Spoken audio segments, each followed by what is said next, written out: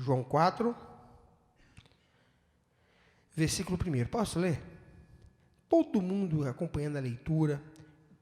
As nossas Bíblias, se não for digital, é a Bíblia da gráfica. Pode abrir a Bíblia virtual também, que é do celular. Mas somente a Bíblia, amém? Vamos deixar o WhatsApp agora para o cantinho um pouquinho. Deixar um pouco o Facebook para o cantinho agora. Eu acredito que Jesus ele merece muito mais agora esse momento que você possa dar para ele do que o WhatsApp. Quem te ama e gosta vai entender que depois você responde. Amém? Quem está com o seu WhatsApp aí, com o seu Facebook, com o seu Instagram, com o seu tantos grãs aí, dá uma seguradinha agora. Vamos ouvir a palavra de Deus, tá bom? Não é proibido usar o celular, mas agora vamos usar só com a Bíblia. Amém? Glória a Deus? Posso escutar um amém? Quem usa, né, pelo celular, né? Quem está com a Bíblia já está no jeito aí. Por isso, quando o Senhor soube que os fariseus ouviram que ele, Jesus, fazia e batizava mais discípulos que João, embora Jesus mesmo não batizasse, mas sim os seus discípulos, deixou a Judeia e partiu uma vez mais para a Galiléia. Assim, chegou a uma cidade de Samaria chamada Sicar, perto das terras que Jacó dera a seu filho José. Havia ali a fonte de Jacó. Jesus, todavia, cansado da viagem, sentou-se à beira do poço. Isso aconteceu por volta da hora sexta, meio-dia. Nisso, uma mulher de Samaria veio tirar água. Pediu-lhe Jesus: dá-me um pouco de água para beber? Pois seus discípulos haviam ido à cidade comprar alimentos. Então lhe respondeu a mulher de Samaria: como sendo tu judeu, pedes de beber a mim, uma mulher samaritana? Pois os judeus não se relacionavam bem com os samaritanos. Jesus respondeu a ela: se conheceres o dom de Deus, e quem é o que te pede, dá-me de beber, tu lhe pedirias, e ele te daria água viva.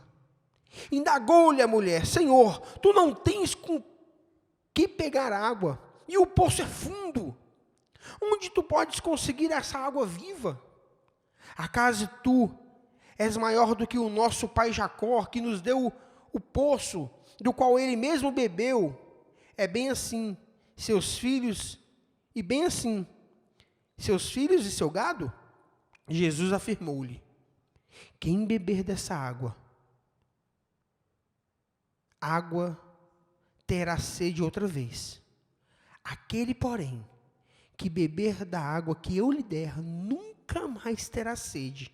Ao contrário, a água que eu lhe der, tornar-se-á nele uma fonte de água, jorrando para a vida eterna. Versículo agora pula para o 27. Neste ponto, chegaram os seus discípulos e se admiraram de que estivesse conversando com uma mulher. Todavia, ninguém lhe perguntou: que queres saber? Ou por que falas com ela? A mulher então deixou o seu cântaro, foi à cidade e disse aos homens: vinde e vede, o homem que me disse tudo quanto tenho feito. Não seria esse o Cristo? Saíram, pois, da cidade e foram para onde Jesus estava. Enquanto isso, os discípulos insistiram com ele: mestre, come! Mas ele lhe disse: tenho um alimento para comer que vós não conheceis. Então os discípulos disseram uns aos outros: será que alguém lhe teria trazido algo para comer? Pois está sem fome, né? Explicou-lhes Jesus: a minha comida consiste em fazer a vontade daquele que me enviou e consumar a sua obra. Não dizeis vós: ainda há 4 meses até a colheita? Eu, porém, vos afirmo: erguei os olhos e vede os campos, pois já estão brancos para a colheita. Aquele que ceifa o seu salário e colhe o fruto para a vida eterna, e assim se alegram junto o semeador e o ceifeiro. Dessa forma, é verdadeiro o ditado: um semeia e outro colhe. Eu vos enviei para ceifar o que não plantaste. Outros realizaram o cultivo, e vós usufruístes do labor deles. Versículo de número 39, terminando. Muitos samaritanos daquela cidade creram nele, em virtude da palavra daquela mulher que testemunhara. Ele me disse tudo quanto tinha feito. Assim, quando os samaritanos encontraram com Jesus, insistiram que se hospedassem com eles. E ele ficou 2 dias. E muitos outros creram por causa da sua palavra. Então disse a mulher: agora cremos, não somente por causa que tu falastes, mas porque nós mesmos ouvimos e sabemos que este é verdadeiramente o Cristo, o Salvador do mundo. Amém? Curve tua cabeça. Senhor Jesus, tua palavra, Pai, santa, perfeita, que não erra. Obrigado, Deus, por falar dessa história tão linda, por conversar com os meus irmãos sobre um tema tão importante para a tua igreja. Abençoa-nos, se conosco nessa noite, te louvamos em nome de Jesus. Amém? Glória a Deus. Igreja cristã evangélica. Igreja cristã na face do planeta Terra. Igreja cristã local. Igreja cristã regional. Igreja cristã universal na face do planeta Terra. Em todos os lugares onde há igreja. Qual a missão da igreja? Qual a principal missão da igreja? Igreja, não igreja templo, porque eu falei da igreja local, mas também falei da igreja universal. A igreja na face do planeta Terra. Você, eu, qual a tua missão? Para que você foi chamado? Qual o objetivo do teu cristianismo, querido? Para que você se confessa e se diz ser um cristão, um evangélico, um evangelista do reino de Deus? Quem é você? Qual a sua identidade em Cristo Jesus? Qual a sua obstinação? Eita, eu sou obstinado, eu vou cumprir esse objetivo, eu vou até o fim nele. Mas quais são os seus anseios? Quais são as suas vontades? Em que você tem pensado? E que nós falamos disso em uma pregação minha atrás, um tempo atrás, sobre prioridades. Qual é a prioridade da tua vida? Mas você sabe em que você está obstinado? O que você está tão preocupado esses últimos dias? Esses dias em que os dias realmente são maus, existem muitos problemas, existem muitas situações difíceis, mas você tem um objetivo, você tem um planejamento, você tem um foco. Como igreja, qual a sua convicção de fé? Você é realmente um crente, um servo de Deus convicto, um homem de Deus, uma mulher de Deus, um cristão convicto de que Cristo é o teu rei? E aí essas canções lindas que passaram aqui até agora mesmo, você realmente pode cantá-las com toda a convicção de que você realmente é essa pessoa, esse cristão, esse camarada, essa moça, esse jovem, essa mulher, esse homem que ama realmente esse Jesus? Dizer que esse nome está acima de todo nome, de que não há ninguém como ele, de que nós estamos maravilhados por conta do nome dele? Será que realmente existe uma convicção nesse cantar? E aí eu volto a dizer, nunca na história da igreja se cantou e se mentiu tanto ao mesmo tempo. Posso repetir? Nunca na história da igreja se cantou e se mentiu tanto ao mesmo tempo. Mas pastor, o senhor está nos chamando de mentirosos? Eu estou nos chamando de mentirosos. Porque nunca se odiou tanto Deus como tem se odiado nesses últimos tempos. Nunca temos tido tão atitudes de ódio contra um Deus tão santo e poderoso como nós temos tido. Dentro da igreja, muito fácil. 2 horas, 20 minutos, 30 minutos, 40 minutos de louvor. Mas nós queremos ver essas suas atitudes diariamente. No seu cotidiano, no seu caminhar. Por isso a pergunta, o que você é como igreja? Como você funciona como igreja? E aí tem as palavras. Existem palavras por aí nas igrejas chamadas avivamento. Existe um grande avivamento sobre a terra. Senhor, derrama a Shekinah do Senhor sobre a tua igreja. Já ouviram essa palavra, Shekinah? Shekinah de Deus, avivamento, campanhas, grandes famosas campanhas, extravagantes campanhas, homens fazendo campanhas de dia e de noite, tem todo tipo de campanha, para todo tipo de gente, para todo tipo de problema, e aí você vai nessa. Posturas pessoais, como o povo tem se colocado no seu momento de adoração diante de Deus. Como a igreja tem caminhado nesses últimos dias. Como a igreja tem caminhado no sentido de se posicionar diante de Deus. Como pedir para Deus. Como conversar com Deus. Como se dirigir para Deus. Como é que nós temos nos dirigido ao nosso Deus? Como você tem se dirigido a Deus? Os mistérios, já viram? Eita, os mistérios de Deus. Como os mistérios de Deus estão aí, né, tomando conta dos irmãos, e tem para cá e tem para lá, e tem tanta coisa por aí. E o poder de Deus invade todo aquele movimento. E daqui a pouco pessoas de cabeça baixa, tristes, amarguradas. Será que esse movimento realmente foi o movimento do Espírito Santo? Será que esse sapateado, esse relampejar, esse sai fogo, não sei de onde, é o movimento do Espírito Santo de Deus?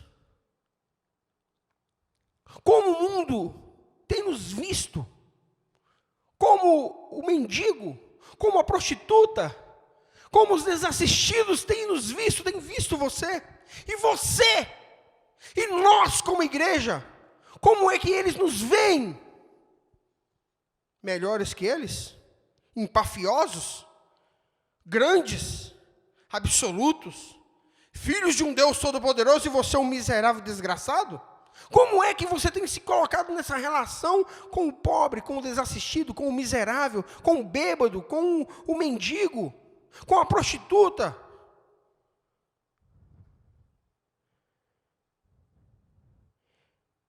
Como nós temos vivido? Qual o foco da tua vida como igreja? Foco, objetivo. Qual é o teu foco? Qual é o teu objetivo? E os teus inimigos? Quem são os teus inimigos? Quem é? Eu perguntei agora quem são os seus inimigos, sua cabeça fez um tour, né?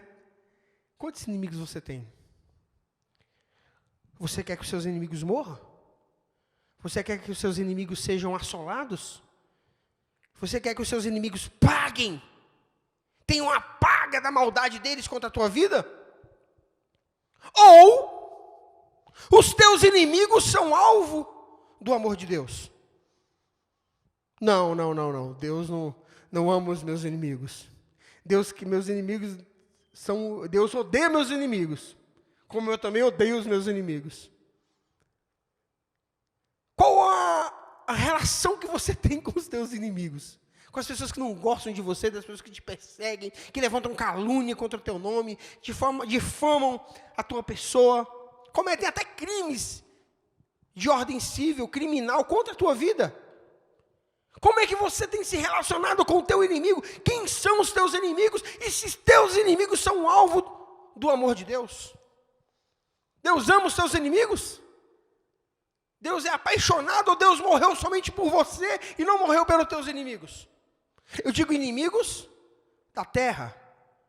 Eu não digo do teu inimigo o diabo, Satanás, os seus capetas, os demônios, suas hierarquias diabólicas. Estou falando de inimigos aqui, de pessoas, seres humanos. Quem são os teus inimigos? Quem é que você está com bronca? Qual é a tua bronca, meu irmão? Qual é a tua birra? Qual é a tua raiva?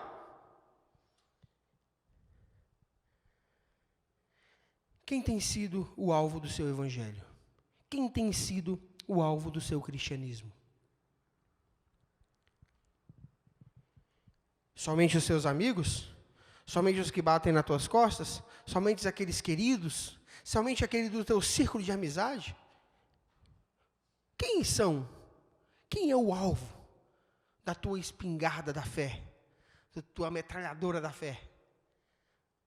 A metralhadora do amor de Cristo, do Evangelho de Deus, que colocou na tua mão. Quem tem sido? Ok? Muitas perguntas, né? Muitas perguntas para começar. De que você tem se alimentado? Qual a comida que você tem colocado dentro da sua barriga. Não falo de comida, arroz, feijão, bife, batata frita, que vocês tanto gostam. Quem é que não gosta de arroz, feijão, bife e batata frita? Viu? Todo mundo gosta, ninguém levantou a mão. Não é verdade? Mas eu não falo dessa comida, eu falo da comida espiritual. Você tem se alimentado do amor, de paz, de perseverança, de fé, de alegria, de comunhão, de perdão, de não levar em consideração as pisadas na bola que deram com você.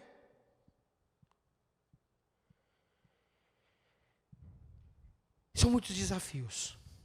Não é fácil ser cristão. Não é fácil ser um servo de Deus, autêntico, que ama Jesus, que não odeia Jesus. Se bem que com nossas atitudes nós temos mostrado que temos odiado a Cristo, mas a nossa função é diminuir essa carga de ódio, de pecado, de agressão à santidade do nosso Deus e mudarmos a nossa conduta. E é isso que eu quero dizer aqui nessa noite, querido. Cristo nos ensinou. Existe um homem chamado na Bíblia, Moisés, você deve ter ouvido falar dele. Não existiu esse Moisés. Muitos políticos, muitos filósofos, muitos pastores o consideram, e diga-se de passagem, realmente ele foi um grande líder, um grande modelo de líder, um homem que organizou um povo, um homem que deu diretrizes, que estabeleceu uma grande governança, uma grande liderança de como fazer, de como caminhar, e organizou todo aquele povo ali, muito bom, Moisés. Mas existe um líder muito melhor do que ele, que eu quero falar para vocês nessa noite, Jesus. Um líder, que foi um grande líder, não simplesmente por ser líder, por organizar, por fazer ter feito uma grande missão, mas por ter feito e ensinado. O que eu quero dizer? Jesus é aquele patrão que ensina para você como é que faz. Ó, é assim que faz, meu filho. E aí ele faz e você copia. Ele não é aquele patrão, ei, faz isso, isso, isso e isso aqui. Aí quando você chega, aí você fez errado, né? O que ele faz? Seu idiota, vou te dar uma advertência. Você é incompetente. Não é assim? Patrão ruim. Jesus não. Jesus, ele fazia tudinho. Eu falei, olha aqui, ó, olha para mim. Eu vou fazer para você entender como é que eu quero. E ele fazia, mostrava. Aprendeu? Faça assim agora. Bom patrão, né? Quem não queria ter um patrão desse? Excelente patrão. Que ensina, que ajuda. Ok? E o que ele fez? Ele nos ensina. Mas Moisés, voltando para Moisés, um grande líder. Mas para ensinar a pregar, ensinar a fazer a obra de Deus, como Jesus ensinou, não tem ninguém na Bíblia. Paulo até tentou, fez um bom trabalho. Mas para pregar o evangelho, como Jesus fez na prática, ensinando um próprio Deus, um Deus que não precisava fazer nada daquilo, se colocou na posição para nos ensinar, como ele fez, meu irmão, não tem preço. E ele deu um curso, o curso à beira de um poço. Tu já deve ter feito o cursinho, né, na faculdade, o Daniel aí é concurseiro, fez cursinho aí no Alub, no pró-concurso, pré-concursos e etc, etc. Quem já não fez cursinho aqui, né? Muitos já fizeram. Mas eu acredito que ninguém aqui fez um curso na beira de um poço. Sentado à beira de um poço. Esse foi o curso. Jesus ensinou à beira de um poço. A ser, sabe o quê? Missionário. A como pregar. A como falar do amor de Deus. A como ensinar a palavra de Deus. O que ele diz? Versículo 6. Havia ali a fonte de Jacó. Jesus, todavia, cansado da viagem, sentou-se à beira do poço. Isso aconteceu por volta de meio-dia. Nisso, uma mulher de Samaria veio tirar água, pediu-lhe, Jesus, dá-me um pouco. O que ele fez? Pediu água. Ele puxou papo. Ele puxou assunto. Jesus não se preocupa de quem era aquela mulher. Uma mulher indo ao meio-dia buscar água no poço, era por quê?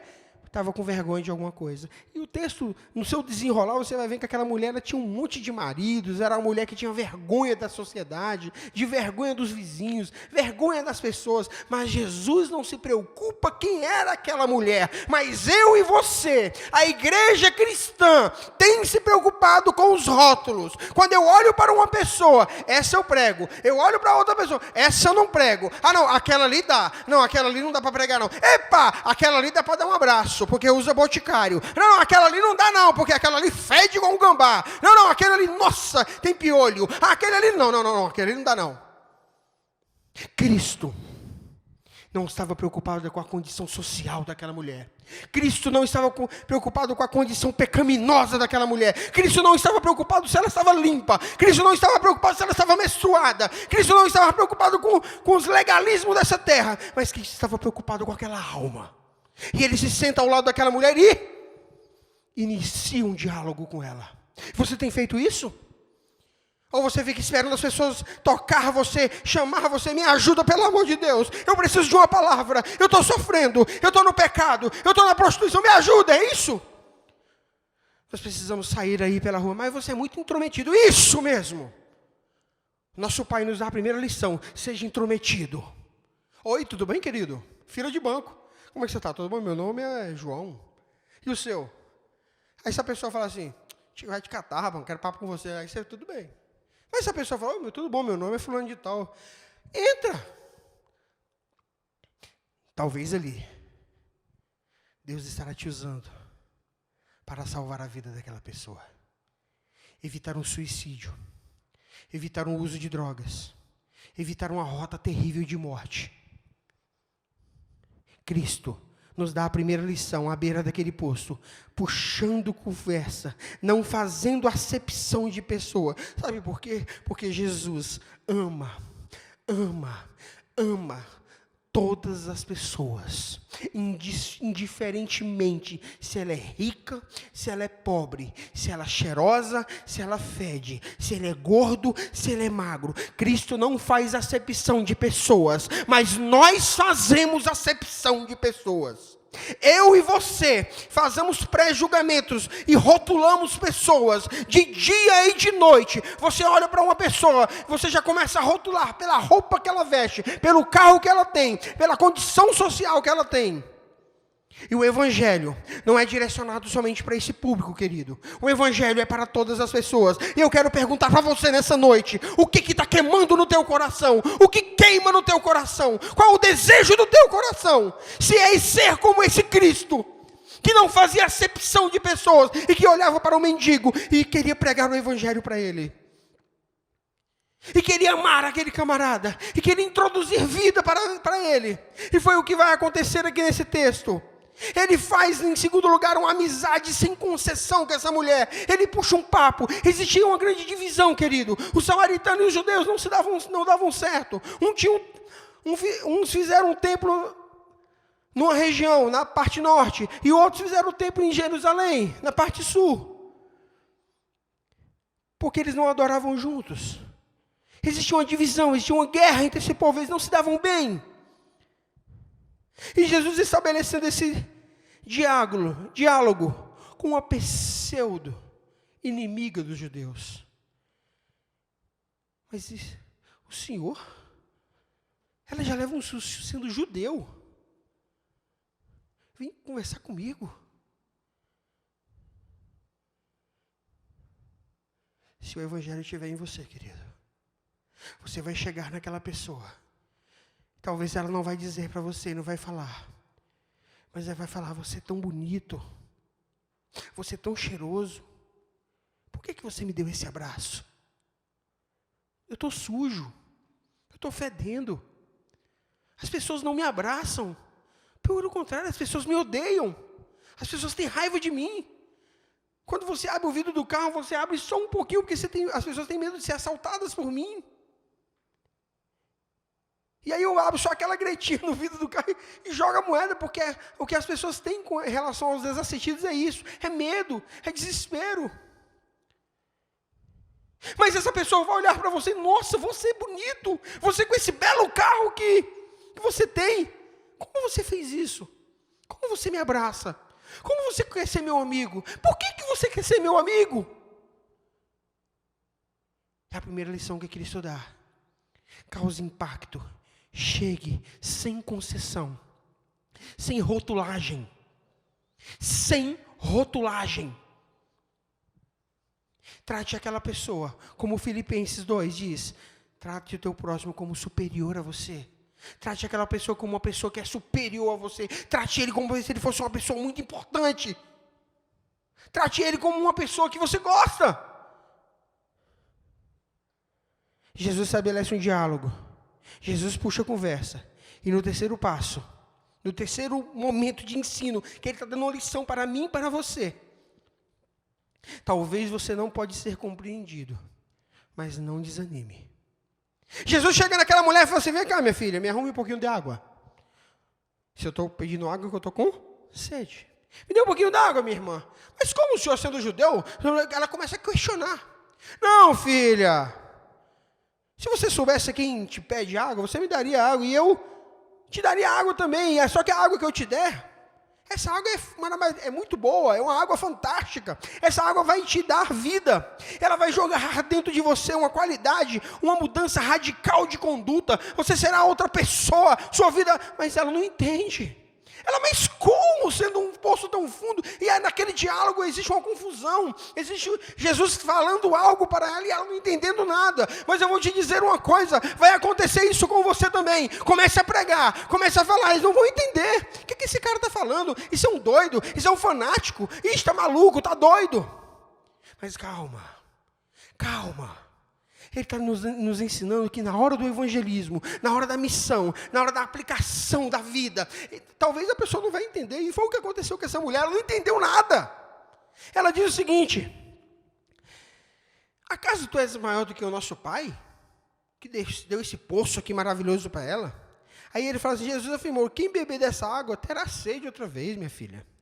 Aquele, porém, que beber da água que eu lhe der, nunca mais terá sede. Ao contrário, a água que eu lhe der tornar-se-á nela uma fonte. Mas como é que vai ter uma fonte? Você entende? A mulher olhou assim, esse cara está doido.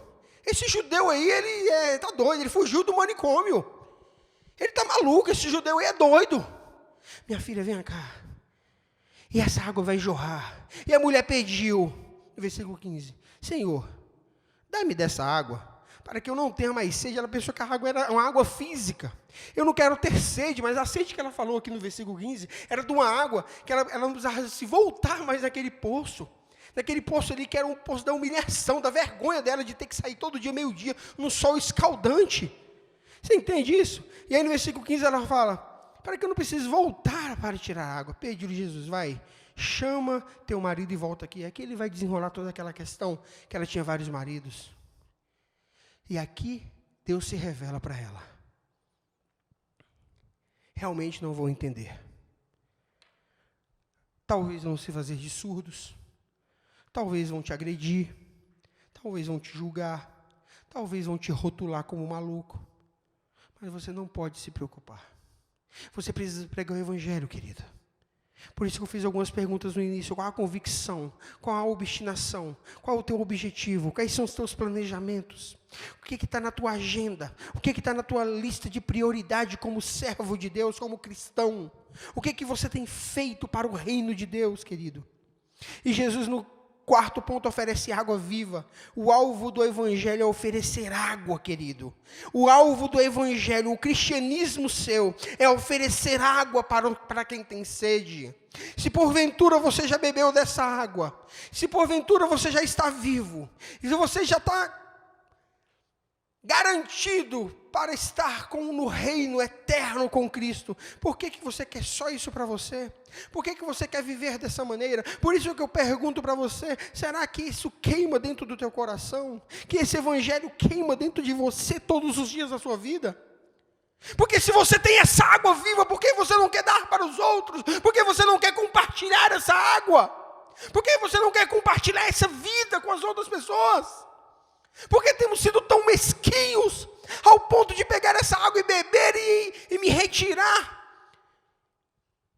do local onde Cristo quer que nós estejamos, que são os campos, porque os campos estão brancos, Se você sair aqui agora, querido, tem gente trafegando pela rua, sem objetivo, sem ida, sem volta, sem saber para onde vai, desesperado, esperando somente você dizer para ela: ei, existe um rio, existe uma água, existe um rei que quer te amar, que quer te cuidar, que quer te amar todos os dias da tua vida, que quer te dar vida, mas não uma vida que essa vida desse planeta, uma vida que você não vai conseguir mais perceber esse mundo como vida, mas uma vida futura, uma vida verdadeira, em meio a tantas dificuldades, querido, que você deve estar passando. Isso é evangelismo. Calma, fica tranquilo.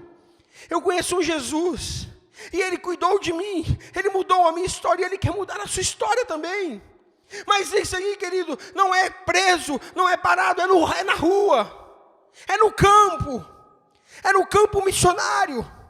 Missões, querido, não é somente na África, Piauí, Paraíba, Nordeste, é no lado da sua casa, é dentro da sua casa.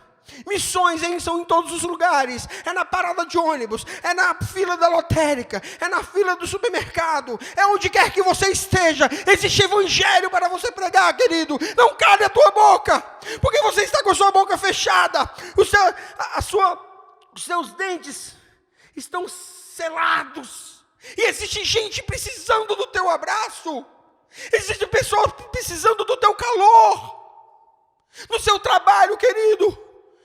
Eu tenho certeza que existem pessoas morrendo ao seu lado no teu trabalho. Existem pessoas morrendo na tua escola. E vocês continuam. E nós continuamos com nossos lábios selados. É hora, querido, da igreja despertar para um grande avivamento. Não para pular, para sapatear, para relampejar, mas para pregar o evangelho aos desassistidos, aos ricos, aos pobres, aos negros, aos brancos. Porque existe uma cruz, querido.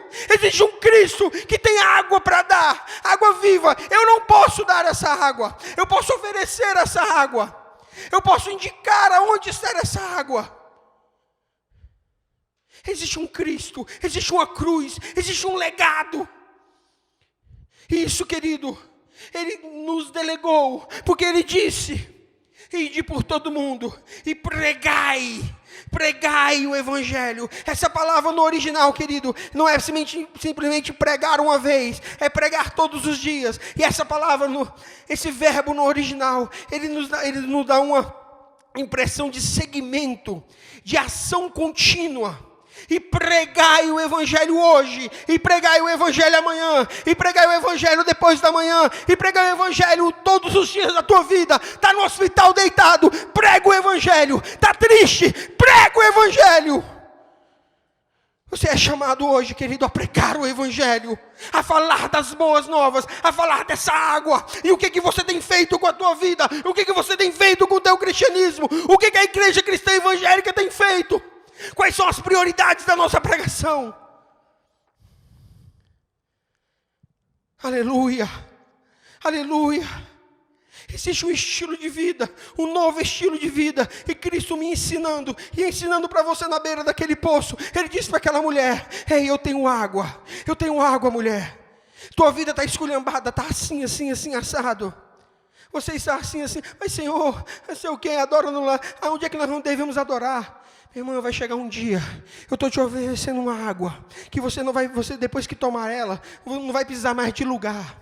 Aonde você estiver, é lá no norte, é no sul, aonde quer que você esteja, porque eu não estou preocupado com isso. Quando você beber dessa água, você vai se tornar um adorador, mas não um adorador que adore somente dentro da igreja, um adorador que adora nas praças, mas um adorador que adora em espírito e em verdade. Aonde quer que ele está cantando, ele está dentro do carro, ele está chorando, ele está dentro de um ônibus, ele está chorando, ele está no metrô, ele está na fila, e ele está falando de Jesus, porque esse é o verdadeiro adorador, que adora em espírito e em verdade, que anda vivendo, que anda com esse coração queimando. Vai chegar o dia, querido, eu peço a Deus, eu clamo a Deus, que esse fogo queime dentro do teu coração, e você se levante daquele ônibus, e que levante eu posso dizer, com a fúria da leoa parida.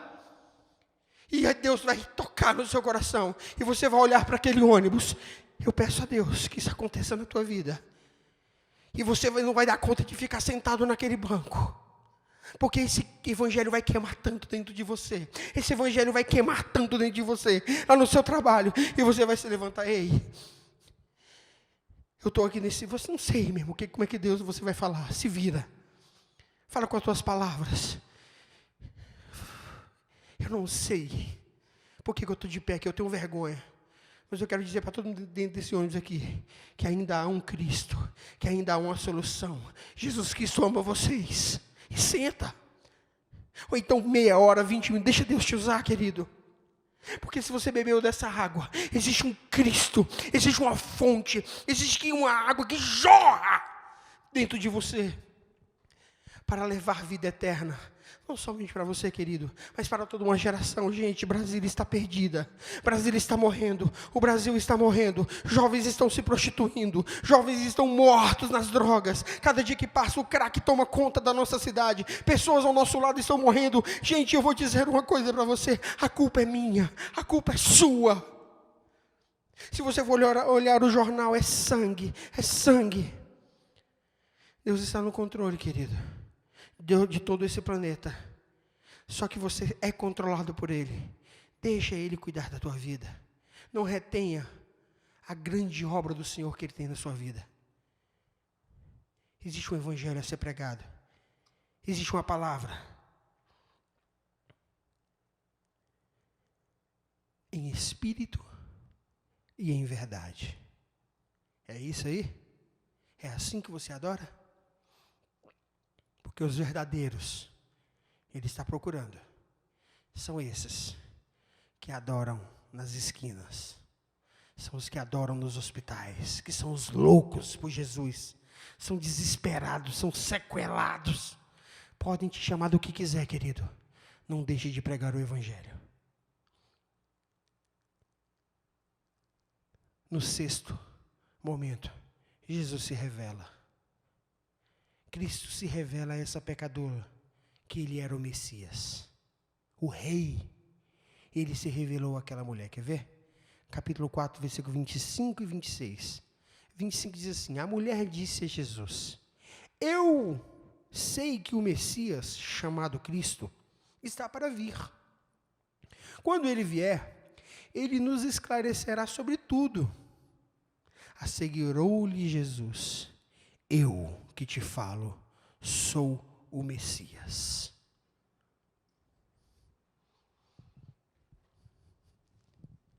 Jesus estava se mostrando. Eu vou tirar onda para cima dessa mulher aqui, que ela não está crendo. Falei, minha irmã, eu sou o cara.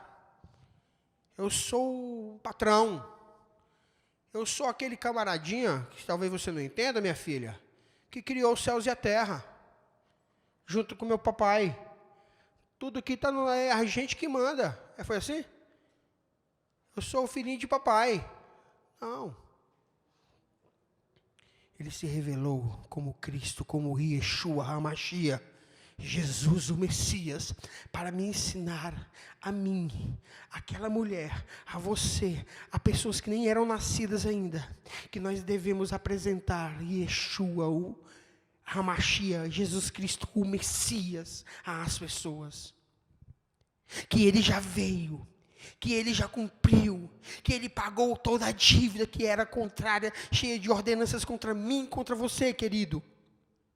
Ele está me ensinando nesse curso, dizendo: ei, apresente essa água, e depois diga para elas quem eu sou, e que eu já vim, e que eu paguei a dívida que ela não conseguiria pagar nunca. É para você apresentar o Cristo, querido, o Messias, o Jesus Cristo. Ele se revela. E aí, querido, você tem revelado esse Cristo às pessoas? Você tem mostrado Jesus a essas pessoas? Estava no Piauí há 2 semanas atrás, querido. A única coisa que aquelas pessoas no Piauí precisam é de uma pessoa que diga para elas: ei, existe um homem chamado Jesus Cristo de Nazaré. Ele esteve aqui nessa terra. Ele é Deus, querido. Ele pisou nessa terra e Ele pagou a dívida que era contra a tua vida, filhinha. Venha cá, mulher. Venha cá, rapaz. Porque o Piauí está, cada dia, pessoas morrendo. Cada dia pessoas morrem, se suicidam.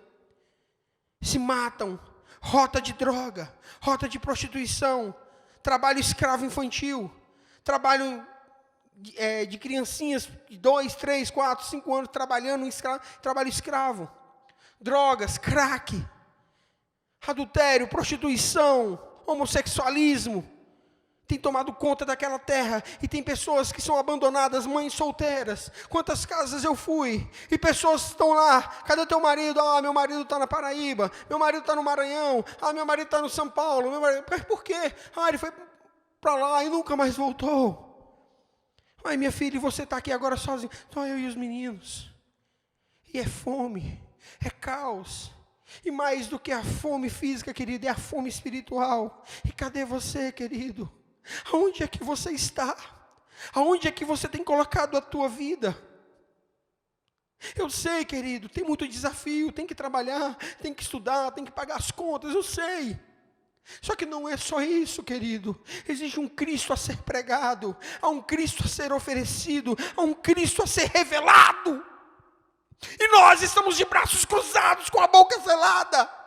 E Cristo nos ensina nessa lição, a essa mulher, dando a nós um entendimento perfeito, chamando essa pessoa a pregar, porque isso é um chamado, é um tratado à pregação.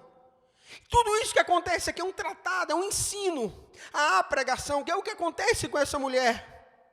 Jesus oferece tudo para ela, relata com ela, revela o pecado dela, se oferece como Cristo para ela.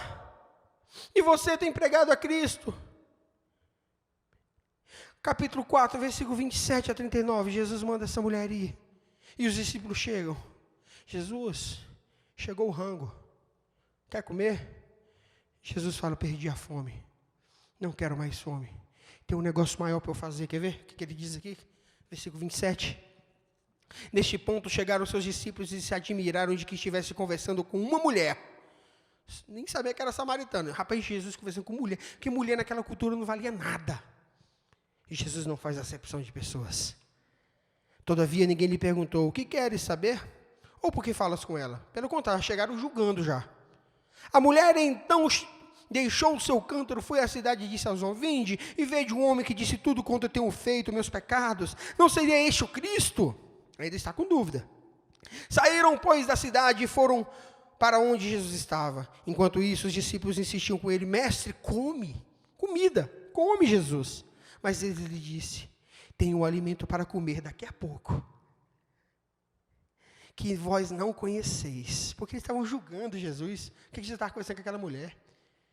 Entendeu como é que nós somos? Já rotulou a mulher. Ficou conversando com mulher, já nem perguntaram para ele, o que o senhor está fazendo aqui? Jesus, o senhor está com fome? O que está acontecendo? Está tudo bem com o senhor? Não, já chegaram julgando. E Jesus falou, não, eu perdi a fome. Tem um negócio mais importante para mim. Eu tenho um alimento para comer que vós não conheceis. Então os discípulos disseram uns aos outros, será que alguém lhe teria trago algo para comer? Explicou-lhe Jesus, a minha comida.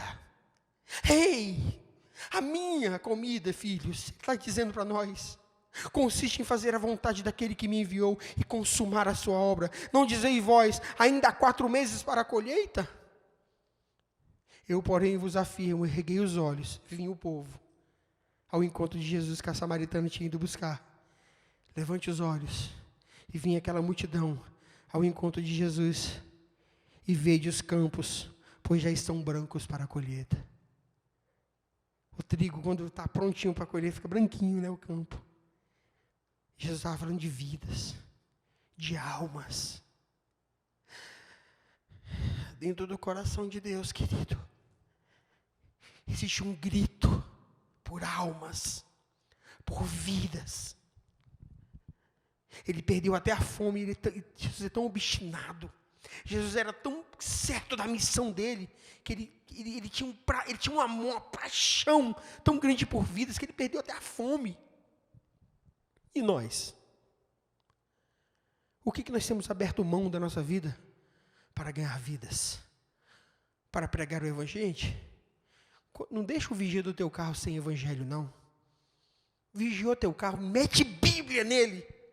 Prega Jesus para ele. Você tem pregado por paixão? Isso tem queimado no teu coração, jovem? Cristo é realmente o Salvador do mundo? Cristo morreu na cruz do Calvário? E Jesus é Jesus mesmo? Para você? Para nós? Para a igreja? Por isso que eu perguntei, qual é a missão da igreja no início? Qual a obstinação da igreja, lembra? Qual a convicção da igreja, lembra? Tudo no início que eu perguntei?